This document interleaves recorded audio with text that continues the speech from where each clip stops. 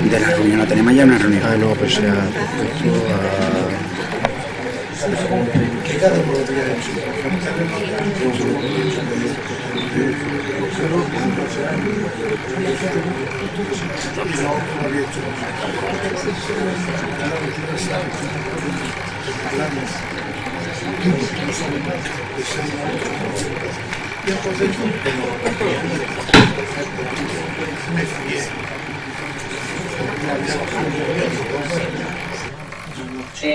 Continuando con las actividades del Noviembre Cultural, esta noche tenemos una conferenciante de lujo que ahora después va a presentar Pepe Puente, el concejal de Cultura.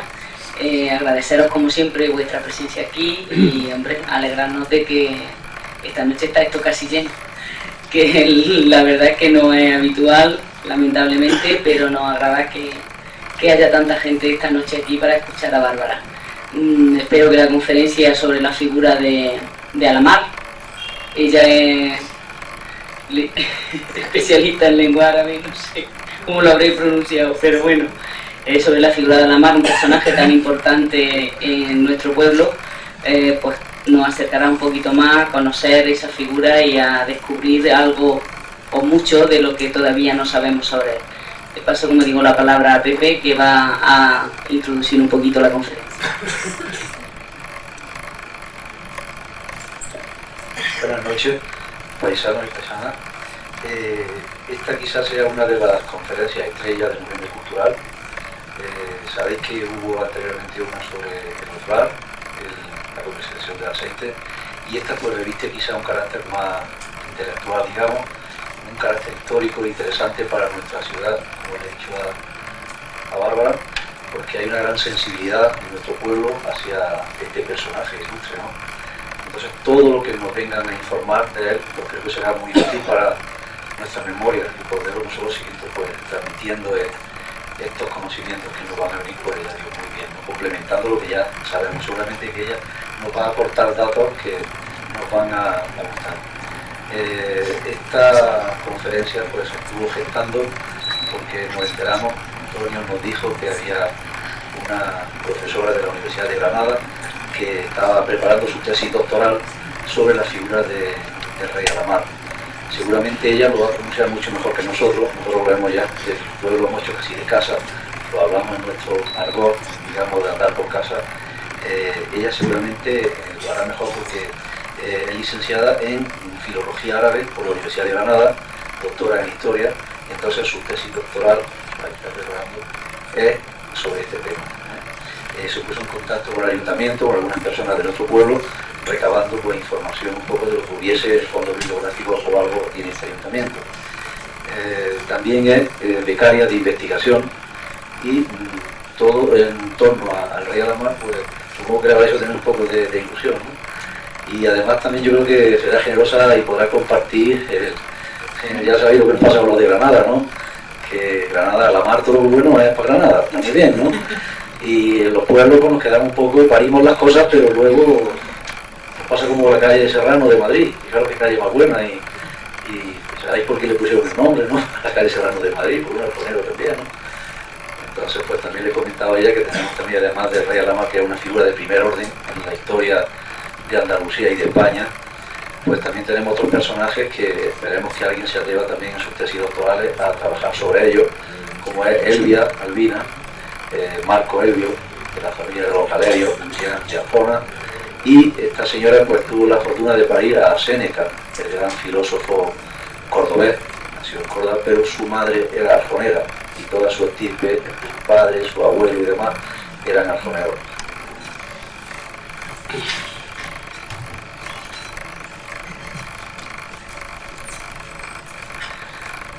Buenas tardes, aunque ya más bien buenas noches. En primer lugar quisiera agradecer al Ayuntamiento de Arjona el haberme invitado a participar en esta jornada del Noviembre Cultural 2003 que se viene celebrando cada año con regularidad, y en especial pues el haberme dado la oportunidad, y yo diría que también el privilegio, de venir a hablarles sobre un personaje que para mí en particular es muy especial y yo le tengo un gran cariño, y supongo que para ustedes también encierra una gran significación por haber nacido aquí y además por haber sido uno de los grandes e ilustres hijos de esta tierra. No quisiera cerrar mi agradecimiento, puesto que no sería justa, sin mencionar a una persona, un vecino de Arjona, que ha sido mi primer contacto con esta tierra y que me abrió primeramente las puertas de ella. Y es sin duda don Antonio García Fernández, que está aquí con nosotros hoy, y que, bueno, con el que contacté primeramente a través de internet, pues precisamente movida por un gran interés por conocer el personaje de Ibn al-Ahmar, por conocer también Arjona, y por ver sus calles, por ver sus rincones, por saber algo más del tipo de vida de su gente, y todo eso lo encontré en una página web no oficial, la página Portal Arjonero de Alfonso Nieves, y desde el principio fue muy amable conmigo y contestó a todos los emails que le mandé, e incluso me facilitó algunos ejemplares, algunas publicaciones en las que yo estaba muy interesada, como por ejemplo la edición de los anales de Martín de Jiménez Jurado, o incluso la serie de artículos sobre la dinastía nazarí de Santiago de Morales Calero, ¿no? Entonces, desde aquí, muchísimas gracias. Bueno, dicho esto, paso a decir que el tema que hoy nos reúne aquí gira en torno a un personaje paisano de ustedes que, aunque remoto en el tiempo, sin duda ha sido una de las grandes figuras que ha dado Arjona a lo largo de toda su trayectoria. Y este personaje es Ibn al-Ahmar, el fundador de la dinastía nazarí. Si Arjona puede atribuirse el privilegio de haber dado de su seno un hijo con tal proyección en nuestra historia, Granada tiene cuanto menos que agradecerle a Arjona el haber podido recibir un día a ese hijo suyo y en haberse convertido en la capital de su reino y en la sede de su dinastía, ¿no? Por eso, pues hoy me siento tan orgullosa de estar aquí, en el que considero que es sin duda el lugar más idóneo para hablar de Ibn al-Ahmar, por la gran significación que ha tenido en esta tierra, ¿no? Y es que particularmente también para mí tiene un especial interés, puesto que ha constituido el punto central de un trabajo de investigación que he realizado sobre los orígenes del reino nazarí y que he defendido recientemente en la Universidad de Granada. Este trabajo pues estuvo motivado por un gran interés por conocer las claves de la formación del Emirato granadino, y eso fue por lo que me llevó a interesarme por Ibn al-Ahmar y consecuentemente por su localidad natal, por Arjona, que es sin duda la primera piedra del reino nazarí. Igual que Granada le debe a Ibn al-Ahmar el haber inaugurado una etapa tan importante de su historia como fue la época nazarí, y que sin duda la ha dotado de gran identidad, en Arjona también la memoria de este personaje sigue muy viva, no solamente porque todos somos conscientes de que el fundador de la dinastía nazarí nació aquí, sino también se puede palpar paseando por las calles, puesto que existen calles e incluso una plaza que recibe el nombre del fundador de la dinastía nazarí, la plaza del rey Al-Ahmar, en la que además existe un monumento en su honor, ¿no? Etcétera. O sea que digamos que la vinculación con Ibn al-Ahmar es mutua, tanto por parte de Granada como por parte de Arjona, ¿no? Y estos son simplemente algunos de los ejemplos varios que pueden demostrarlo, ¿no? De hecho, estas jornadas se celebran en honor al rey Al-Ahmar, ¿no? Cada año. Por eso podemos decir que en Ibn al-Ahmar la historia de Arjona encuentra su prolongación en la de Granada y viceversa, y que ambas comparten un punto importante de sus pasados, ¿no? De hecho, los propios anales de esta localidad así lo reflejan, ya que abren sus páginas, los anales de Martín de Jiménez Jurado del año 1643, abren sus páginas reflejando este hecho. Por ejemplo, pues empiezan diciendo lo siguiente: este lugar, refiriéndose a Arjona, noble e ilustre por su mucha antigüedad, grandeza de población, defensa de sus muros, fertilidad de sus campos, aires puros y sanos, generosidad de ánimos de sus naturales, municipio antiguo y estimado de romanos, escogido para corte por los moros, cabeza de reino en un tiempo, origen y principio de la casa y reino de los reyes árabes de Granada. Un párrafo muy ilustrativo en el que se nos habla de las grandezas de esta localidad, como son, por ejemplo, pues, su origen antiguo, que ha conocido diversas sucesivas dominaciones, como las de los griegos, los cartagineses, los vándalos, los godos y los árabes, cada una de las cuales ha ido dejando su huella a lo largo de los siglos. Por otra parte, pues su fortaleza amurallada y su alcázar, que tantas veces han servido de defensa al territorio que protegían. Sus grandes riquezas naturales, fundamentalmente agrícolas, con grandes campos de siembra y con grandes olivares, ¿no? Y su clima, pues también de frío invierno y de caluroso estío en gran contraste, etcétera, etcétera.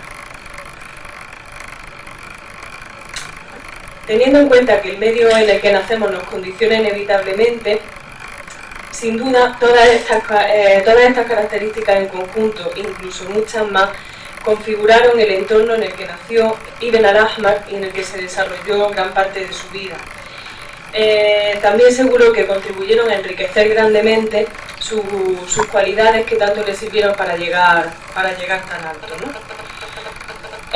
Todo ello hizo de nuestro personaje una gran figura en la historia de Al-Ándalus.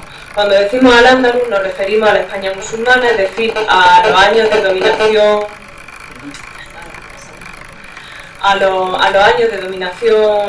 musulmana en nuestra península, que cronológicamente se corresponde con un dilatado espacio temporal de 8 siglos, comprendido entre dos fechas significativas: el año 711, en el que los ejércitos musulmanes procedentes del norte de África invaden la península, y el año 1492, considerado el epílogo de la dominación islámica en nuestro territorio, y en el que se produjo la culminación de la conquista cristiana con la toma de Granada por los reyes católicos.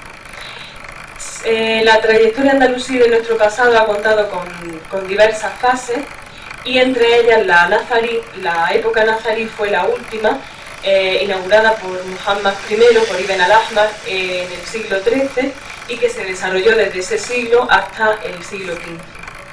Para situarnos tenemos que tener en cuenta el momento en el que estamos, es decir, Ibn al-Ahmar vive en el siglo XIII. ¿Y qué pasa en el siglo XIII? Bueno, pues justamente antes de que él se subleve en Arjona, habían gobernado al-Ándalus los almohades desde el siglo anterior. A partir de una fecha significativa, como fue el año 1212, en que se libra una batalla que fue decisiva para el bando cristiano, como fue la batalla de las Navas de Tolosa, los almohades inician un proceso de decadencia bastante importante que en Al-Ándalus afectó a todos los órdenes. Como consecuencia, surge una serie de sublevaciones en el propio suelo andalusí contra el poder central almohade. La primera de estas sublevaciones fue la protagonizada por un murciano que se llamaba Ibn Hud, y que se subleva en Murcia hacia el año 1228, y tras él otro personaje llamado Sayán Ben Mardanish se subleva en el área valenciana justo al año siguiente. Después de estas sublevaciones tendrá lugar la sublevación de Ibn al-Ahmar en Arjona en el año 1232, como veremos posteriormente. ¿Qué pasa mientras en el bando cristiano? Bueno, pues los cristianos, mucho más fuertes entonces, aprovechan esta situación de debilidad para conquistar territorios musulmanes, y todo esto provoca como consecuencia un gran desplazamiento de la frontera hacia el sur, de forma y modo que localidades que siempre habían pertenecido al interior de Al-Ándalus de pronto se convierten en fronterizas. Esto fue precisamente lo que pasó en tierras de Jaén, es decir, Jaén siempre había pertenecido al interior de Al-Ándalus, y con esta involución de la frontera de pronto se sitúa en la frontera abierta con el reino de Castilla. Del mismo modo, Arjona, como parte integrante de esta comarca, sufre también este cambio, y de pronto se convierte en una localidad que sufre los ataques castellanos continuamente y que tiene que defenderse por sí misma, de forma y modo que su defensa corre a cargo de su propia población, ¿no? Momentos antes de esta situación nace Ibn al-Ahmar, es decir, en un momento en el que prácticamente gran cantidad de las localidades de Jaén ya habían sido conquistadas por Fernando III o estaban a punto de ser tomadas. Se dice, sabemos por las fuentes, que su nacimiento tuvo lugar en el año 1195 en Arjona. Esta fecha es muy significativa, puesto que en el año 1195 se libró la última batalla en la que los almohades salieron victoriosos frente a los cristianos. De hecho, cuando se nos habla del nacimiento del primer emir nazarí, no se nos dice el año 591, que sería el año musulmán, correspondiente al 1195, sino que se nos dice que nació en el año de Alarco. Un detalle que puede resultar significativo y puede resultar simbólico para resaltar el gran valor militar de nuestro personaje, ¿no? En una fuente árabe del siglo XIV, que ha sido traducida bajo el título Historia de los Reyes de la Alhambra, se nos habla de los orígenes del primer emir nazarí, poniendo de manifiesto su valentía como guerrero de frontera. En ella se dice lo siguiente: se crió en Arjona, la mejor de las ciudades del país y la de más abundantes frutos, a la sombra de la fortuna, en el ejercicio de la agricultura y en un ambiente de valentía y nobleza, de tal modo que creció en él el ansia del poder, la preocupación por alcanzar el dominio y la primacía. Le juzgaron digno para el reino los que andaban buscando a alguien que fuera apto para ello, dieron pábulo a sus aspiraciones y excitaron su ambición.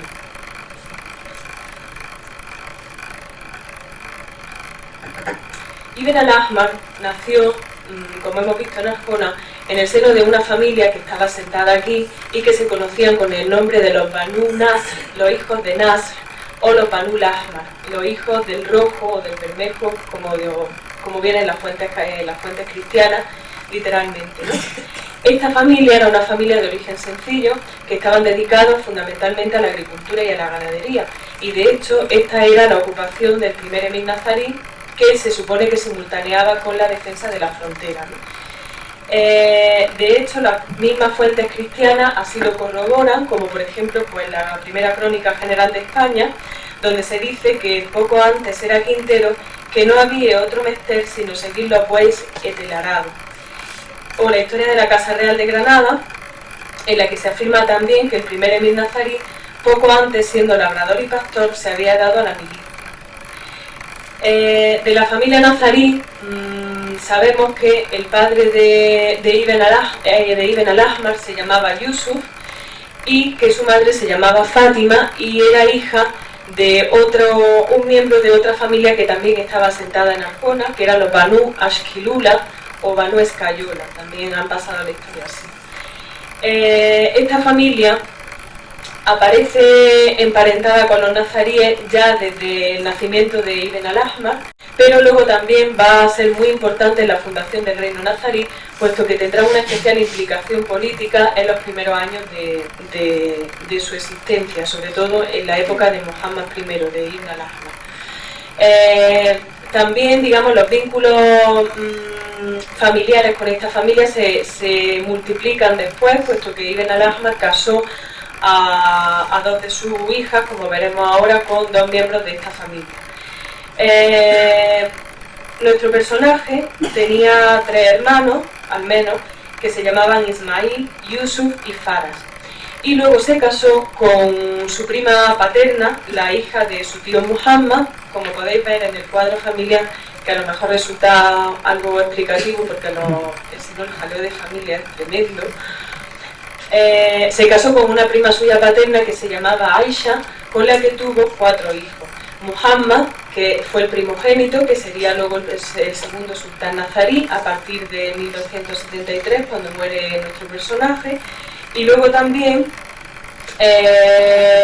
otros hijos como fueron Yusuf, ¿no? Etcétera, o sea, Faras y Yusuf, y otra hija llamada Fátima. Esos fueron los hijos que tuvo Ibn al-Ahmar con su esposa Aisha. En cuanto al segundo sultán nazarí, nació hacia el año 1236, cuando ya cuando Muhammad I estaba ya en Jaén, aunque las fuentes árabes nos dicen que nació en Granada, pero no es posible, puesto que Granada todavía no era parte integrante del Emirato nazarí. Por otra parte, también tenemos constancia de otro matrimonio de Muhammad I con otra persona de la que no sabemos el nombre, pero que pudo ser una esclava cristiana o incluso ser un miembro de esta familia de los Banu Ashkilula, con lo cual se reforzarían aún más los vínculos entre ambos linajes. De este matrimonio nacieron dos hijas, una que se llamaba Shams y otra Mu'mina, que también fueron casadas con otros dos miembros de los Banu Ashkilula, como se puede ver ahí, uno llamado Abu Muhammad Abdallah y otro Abu Ishaq Ibrahim. Aunque los nazaríes, los Banu Nasr, eran de origen campesino, una vez que está establecida la dinastía nazarí, intentaron legitimar su nobleza buscándose un origen genealógico de prestigio. ¿Cómo lo hicieron? Bueno, pues ellos se vincularon con la aristocracia religiosa islámica de Oriente y por lo tanto se decían descendientes de un colectivo que había ayudado al profeta Mahoma cuando se trasladó desde la ciudad de la Meca a Medina. Eso fue en el año 622 cuando se inicia con este hecho la Égira, y entonces este colectivo, que eran dos tribus, recibieron por esa ayuda que le prestaron al profeta Mahoma el distintivo de Ansar, es decir, los auxiliadores o los defensores del profeta. Uno de estos Ansar, que además había sido un miembro distinguido de su tribu, que incluso había sido el jefe de su clan y que era además una persona muy estimada por el profeta Mahoma, que se llamaba Sa'd ibn Ubada, era el personaje al que los nazaríes decían remontarse en su origen. De hecho, la propia palabra Ansar, que proviene de la raíz árabe Nazara, es la misma raíz que la del propio nombre de la familia nazarí, los nazaríes, es decir, de la misma raíz, ¿no? Ellos han jugado mucho también con estos juegos de palabras, ¿no?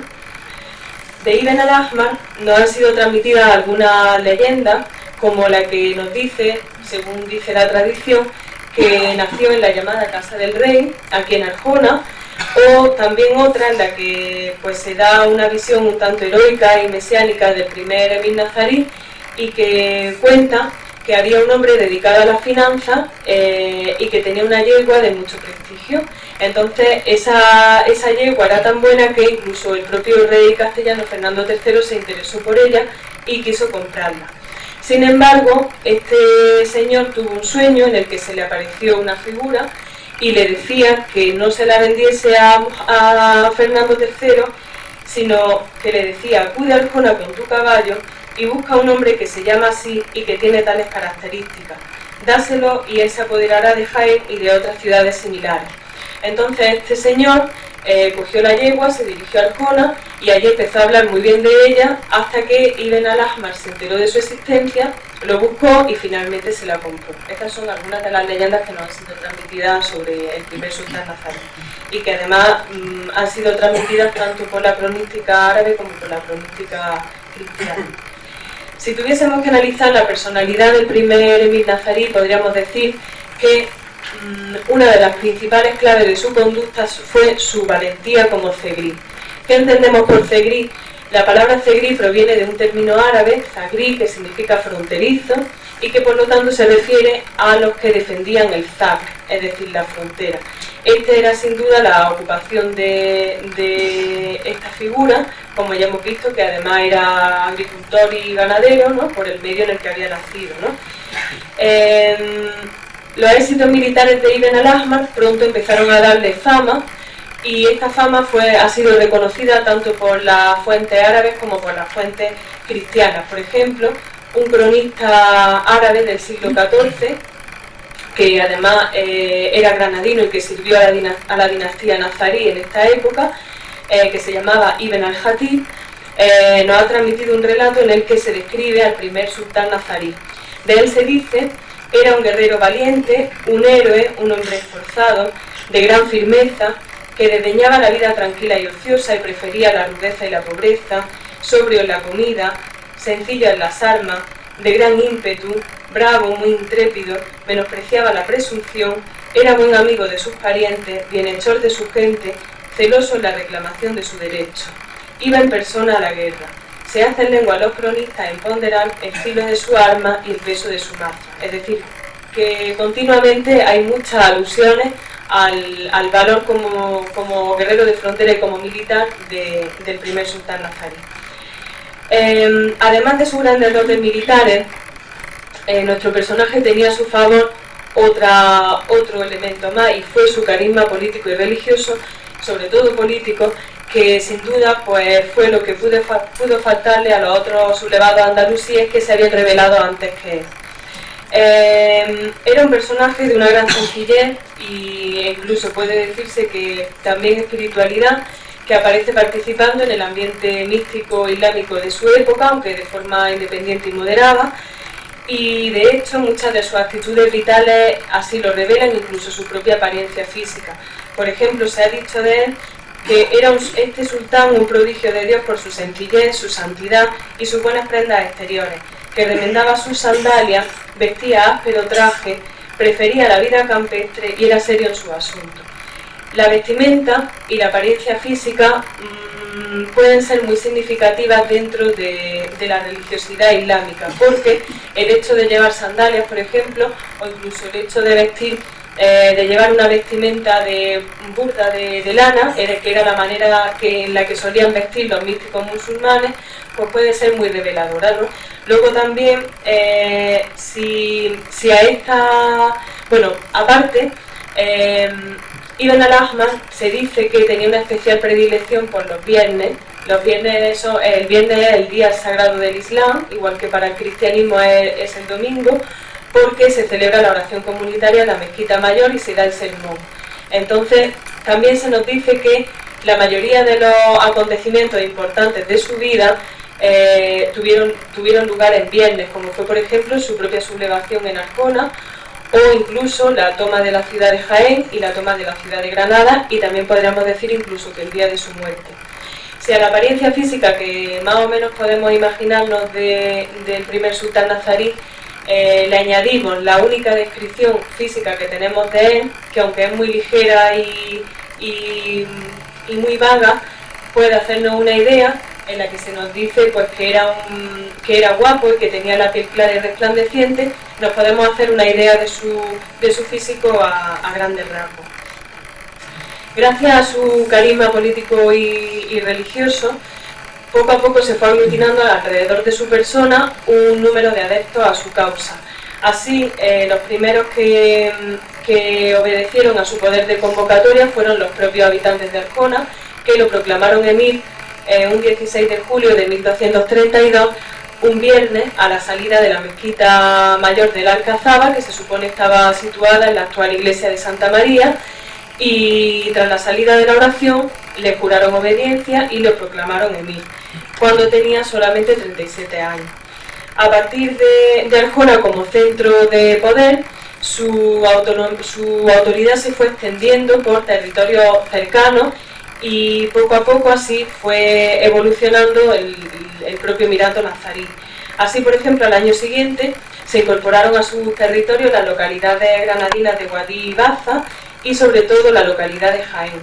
Esta última ciudad era una plaza importante, también estaba mucho más resguardada físicamente y contaba con una gran fortaleza, todo lo cual hizo que cuando Ibn al-Ahmar la toma en el año 1233 la elija como segunda capital, y por lo tanto traslade la capitalidad del emirato desde Arjona, que fue su primera capital, hasta Jaén, precisamente porque Arjona estaba mucho más próxima a la frontera y el clima de inestabilidad en esa zona era mucho mayor, ¿no? A partir de ese momento se unieron a este territorio Jerez del Marquesado en Granada, la cercana localidad de Porcuna, y también Córdoba, así como Carmona y Sevilla, aunque estas dos últimas poblaciones solamente permanecieron durante un mes bajo su soberanía. Pero sin duda uno de los que fue también un momento significativo en la vida de Ibn al-Ahmar y en la evolución de su poder fue la toma de la ciudad de Granada en el año 1238. En Granada se vivía una situación de mucha inestabilidad, puesto que ciertos sectores de la población estaban muy presionados por el poder central, por el poder del gobernador en ese momento, y eso hizo que llegasen a un punto en el que decidiesen asesinar a este gobernador y, una vez asesinado, enviasen a 2 representantes a Jaén, que era donde estaba el primer sultán nazarí, para darle el acta de reconocimiento de la ciudad y para que entrase en ella. Entonces, así fue como ocurrió cuando Ibn al-Ahmar recibe esta comisión en Jaén, se dirige a la ciudad y la toma. Tenemos una bonita descripción de cómo se produjo su entrada, en la que se nos dice lo siguiente: vino sin rica vestimenta, acampó en las afueras de Granada la tarde del mismo día de su llegada, con intención de entrar la mañana siguiente, pero luego cambió de parecer y entró decididamente en la ciudad a la puesta del sol. Llegó ante la puerta de la mezquita de la Alcazaba cuando estaban almuédanos llamando a la oración.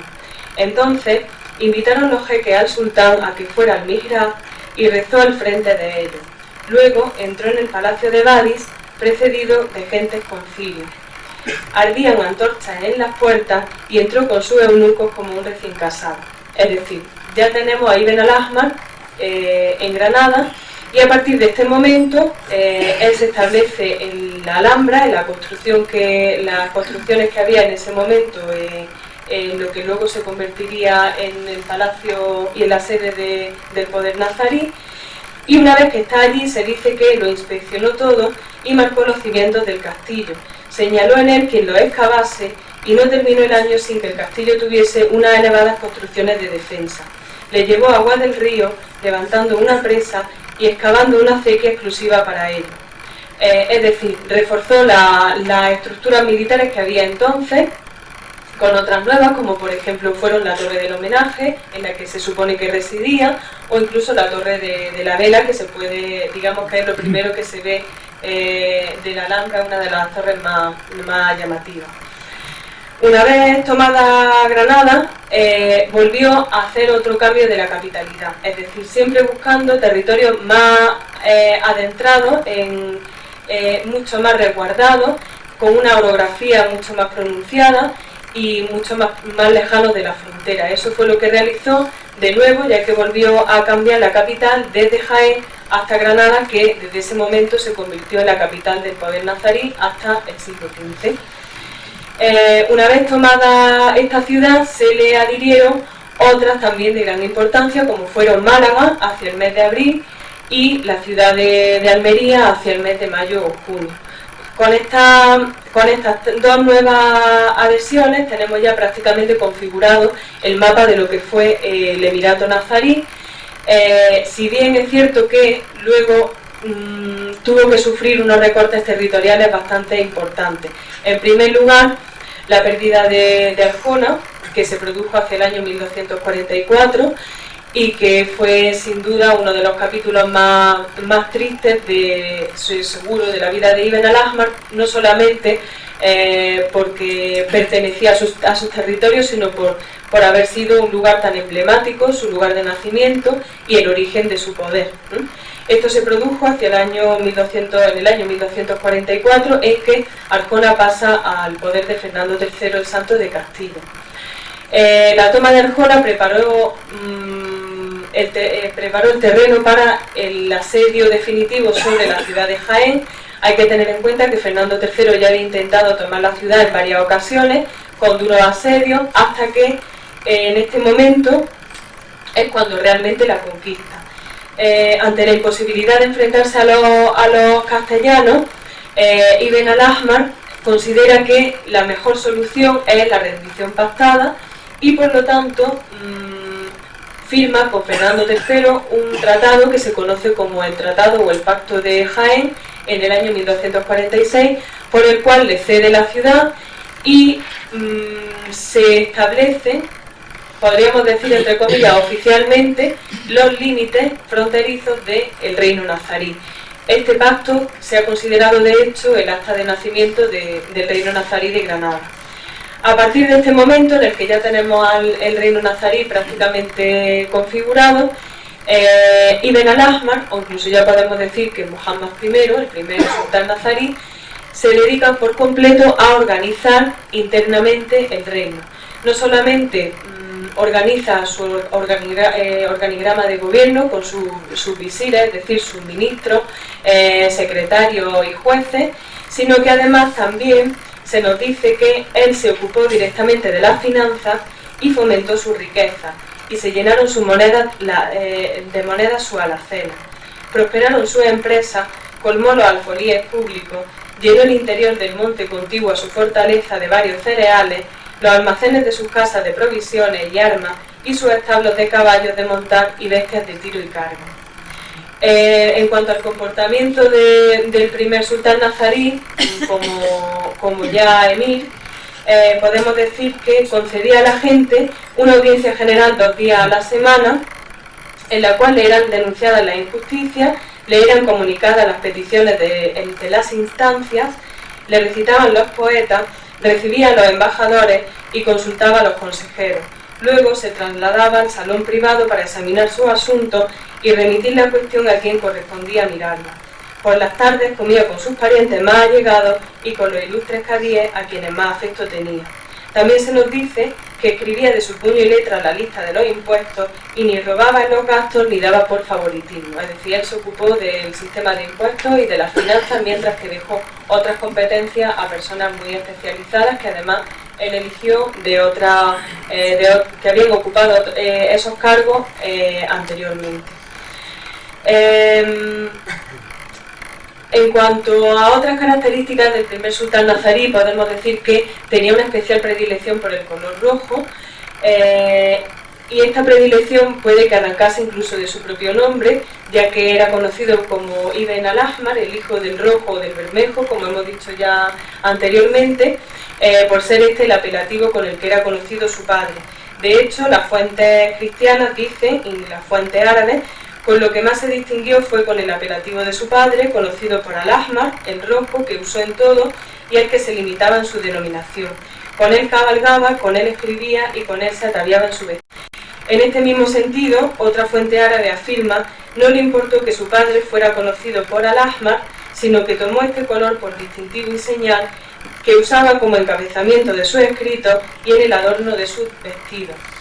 Igualmente, la crónica de Alfonso XI de Castilla nos lo confirma cuando dice, porque era muy rubio, llamabanle los moros a Ben al-Hamar, que quiere decir el bermejo, es porque los moros lo llamaban Ben al-Hamar, tomó las señales bermejas según que las subieron después los reyes de Granada. Esto resulta muy significativo porque este comportamiento específico de Ibn al-Ahmar no se queda solo ahí, sino que además tuvo una gran proyección en la dinastía nazarí a partir de entonces, que siempre se caracterizó por utilizar el color rojo como color distintivo en las vestimentas de algunos de sus sultanes, incluso sus estandartes, etcétera, y en muchos de los signos oficiales externos y emblemáticos que tuvo la dinastía. Igualmente, que la dinastía nazarí debe a Ibn al-Ahmar la elección del color rojo, también le debe la adopción del lema que caracterizó a la propia dinastía. El lema que se puede ver ahí en la transparencia, supongo que para algunos será más familiar. Ibn al-Ahmar tenía un sobrenombre, un título honorífico, como lo tuvieron otros sultanes y otros soberanos musulmanes de otros tiempos, y ese título honorífico era al-Ghalib Billah, el vencedor por la gracia de Dios. El lema nazarí aparece precisamente conectado con este sobrenombre con el que se conocía al primer sultán nazarí. De hecho, el lema se ve allí, leyéndolo de derecha a izquierda, Wala Ghalib illa Allah, es decir, nadie vence más que Dios o no hay más vencedor que Dios. Esta frase o esta secuencia, que es de clara inspiración coránica, fue utilizada anteriormente en la batalla de Alarco, en el año 1195, en los estandartes almohades, es decir, la batalla de Alarco, que se libró en el año en el que nació nuestro personaje, lo cual incluso puede resultar muy significativo esta relación. y sin embargo la institucionalizaron los nazaríes a partir de Muhammad I y se convertirá en el lema nazarí hasta el siglo XV. De hecho lo vemos repetido y reiterado constantemente en la Alhambra y en otros monumentos que datan de la misma época. El gobierno de Ibn al-Ahmar duró 41 años, en lo que consiguió que se implantase una nueva dinastía con un territorio muy especializado, ¿no? Esto, como hemos visto por las circunstancias históricas, era bastante difícil y sin embargo el reino nazarí bajo su soberanía cristalizó, y no solamente cristalizó sino que logró mantenerse en pie durante más de 2 siglos y medio. La muerte de Ibn al-Ahmar tuvo lugar un 20 de enero del año 1273 y nos ha sido relatada también por una fuente árabe del siglo XIV, en la que se nos dice: fue hacia él, cuando ya era de avanzada edad, un grupo de jefes con su séquito de guerreros y salió a recibirle a las afueras de la ciudad, pero cuando volvía de regreso a su alcázar se cayó en un trecho del camino y vomitó una bilis verde.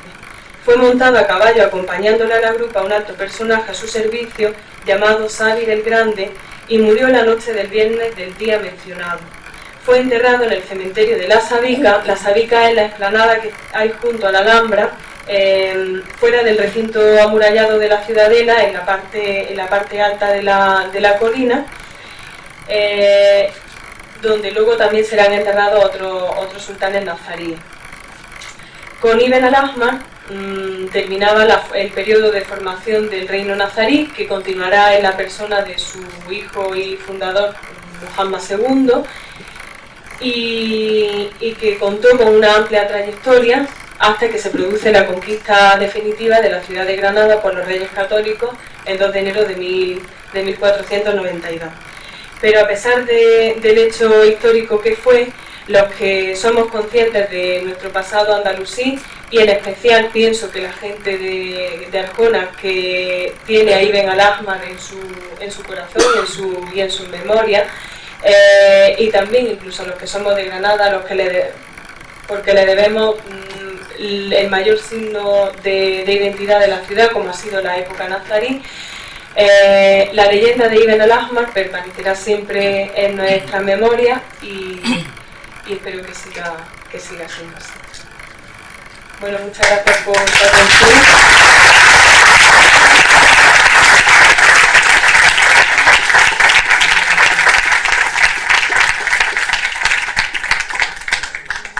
Quisiera dar las gracias por su atención y por su asistencia, y si incluso estoy dispuesta a contestar a las preguntas o a las dudas que puedan tener.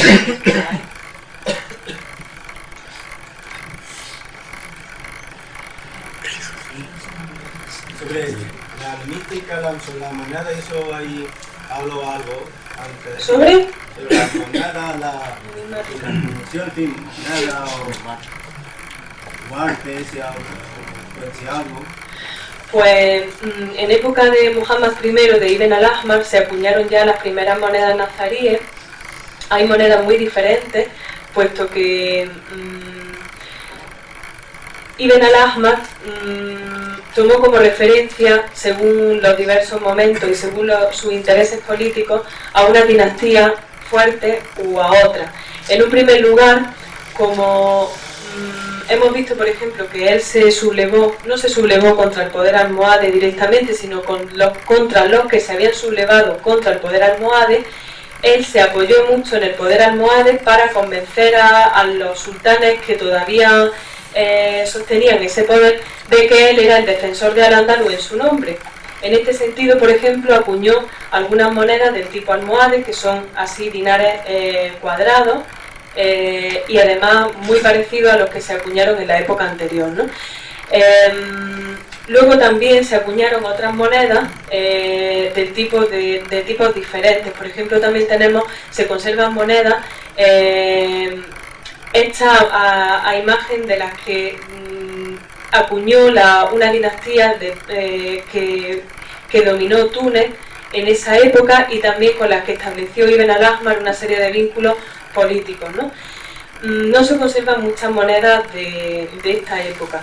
e incluso hay algunas que ni siquiera están fechadas. Se supone, por la ceca que tiene, cuándo pudieron ser. Por ejemplo, se conservan algunas con ceca en Jaén, con lo cual serían acuñadas a partir del año 1233, y otras pues con ceca en Málaga, con ceca en Almería y con ceca en Granada. Pero en Arjona concretamente creo que no se conserva. Yo diría que yo no he visto ninguna ni ninguna imagen de esas monedas. En estas monedas pues son muy sencillas, simplemente se dice, ya aparece el título de Emir de los musulmanes, aplicado a Ibn al-Ahmar. Pero con ceca en Arjona no se conserva. Yo he querido entender que Sí. 2 días a la semana, estando en Jaén, escuchaba a sus ciudadanos, oía sus causas, algo así como administrar justicia. ¿Qué organización judicial tenía y con qué código se regía? No era en Jaén cuando... Bueno, se supone que todo esto está referido más bien ya a Granada, cuando ya se supone que está asentado o se está asentando el reino nazarí en sí. Hay una sede de poder definitiva como es Granada, incluso la propia Alhambra, y sí, se dice que concedía audiencia, es decir, que recibía a la gente 2 días a la semana, en las cuales pues le eran transmitidas las injusticias, las instancias, etcétera, etcétera.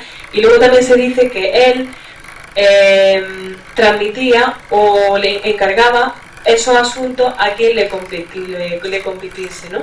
En este sentido, igual que hemos visto que él se dedicó personalmente del sistema de impuestos, de las finanzas, etcétera, etcétera, sí delegó lo que era el secretariado, ¿no? La propia secretaría del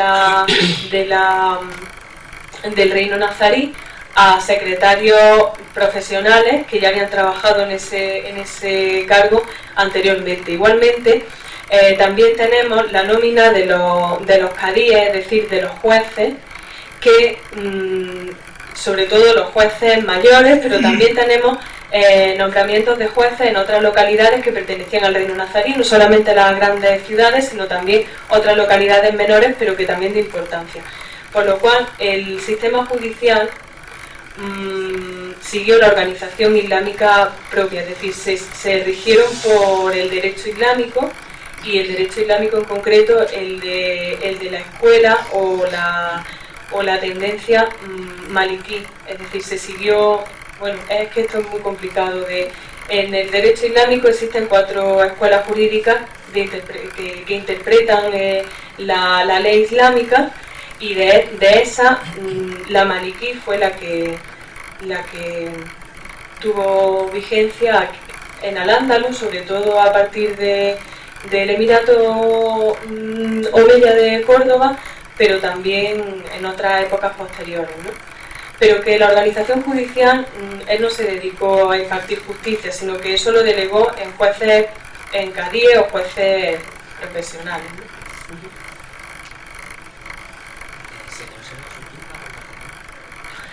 Su tumba no, y la lápida tampoco. Se conserva la inscripción de su lápida, eso sí se conserva, pero se conserva en los textos árabes. Es decir, una fuente, mejor dicho, 2 fuentes árabes, que son las que compuso este cronista granadino del siglo XIV, Ibn al-Jatib, sí nos han transmitido una posible inscripción funeraria de Ibn al-Ahmar. Lo que pasa es que también personas que la han estudiado dicen que a lo mejor no se refiere a Ibn al-Ahmar, sino que se refiere a su sucesor Muhammad II, pero sí se conserva lo que es supuestamente la inscripción, eso sí, en la que se dice, bueno, se le alaba, etcétera, etcétera, su valor, el haber sido emir, y también, bueno, pues se dan algunas pinceladas de su vida, como por ejemplo, pues cuando en el año en el que nació, en Arjona, además se dice, el día y el año en el que murió, puesto que el día exacto en el que nació no se sabe, incluso en la propia inscripción funeraria no viene, que suelen ser bastante precisas en este tipo de cosas, no viene, y luego, bueno, pues también se hace incluso mención a estos ansar, a los que ya se remontaban los nazaríes, aunque no se sabe si se remontaban desde el siglo XIII o posteriormente. Puede ser que ya desde el propio siglo XIII se legitimase el poder nazarí con esta adhesión, pero que no se conserva. Sí, yo una pregunta. Las relaciones sociales de frontera, tan típicas dentro de la comunidad musulmana, de la UMA, ¿qué tal se veían en el extranjero, en un Damasco, que caballeros moros cuidan la corte de Castilla, que castellanos cuidan la corte de los reyes de Taifa y tal, sobre todo cuando el señor este se hace vasallo de Fernando III? ¿Cómo impactará eso, sobre todo en la cuestión de las mezquitas? Hombre, realmente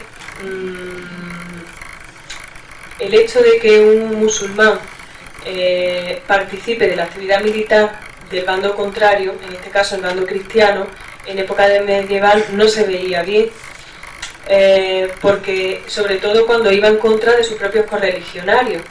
El caso de Ibn al-Ahmar es un caso muy claro. Por ejemplo, no solamente se hizo vasallo de Fernando III en el año 1246 cuando le cede la ciudad de Jaén, sino que ya anteriormente había pactado con Fernando III para ayudarle o para colaborar en la conquista de algunas ciudades, como fueron, por ejemplo, la conquista de Córdoba en el año 1236, participó Ibn al-Ahmar y participaron sus tropas.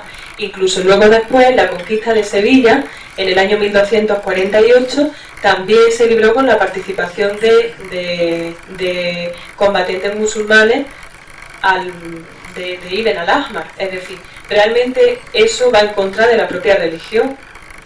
Eso sí está claro, va en contra de la propia religión, no solamente pasarse al bando contrario, sino encima luchar contra los propios hermanos de fe. O sea que eso no. Lo que pasa es que tenemos que tener en cuenta el contexto en el que estamos, es decir, un contexto de alianzas, de tratados, de asociaciones, siempre movidos por los intereses. Igual que otros rebelados de Andalucía habían pactado ya con Castilla, precisamente para poder mantenerse no solamente frente a Castilla o frente a otros reinos cristianos, sino también frente a el resto de sublevados andalusíes que le iban quitando el terreno. Entonces, eso ha sido una práctica muy regular, que no oficialmente no está bien vista, no, pero que se ha realizado siempre movidos por los intereses, sí.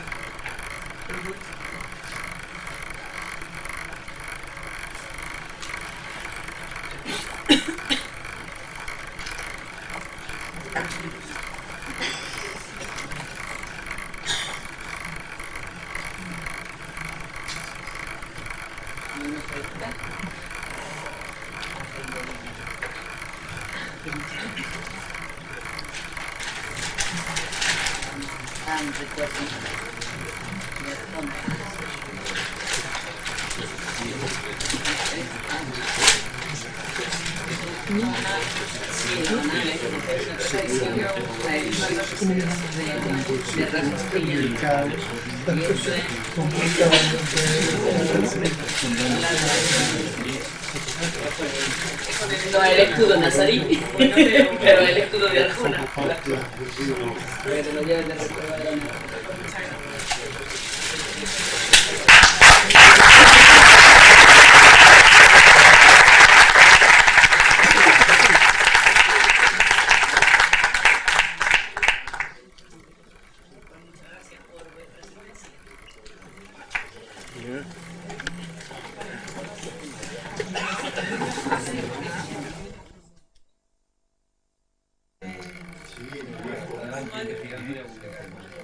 Claro, el pequeño territorio, ¿no? De la década de Granada, de Granada, ¿no? Sí, o sea, el paso de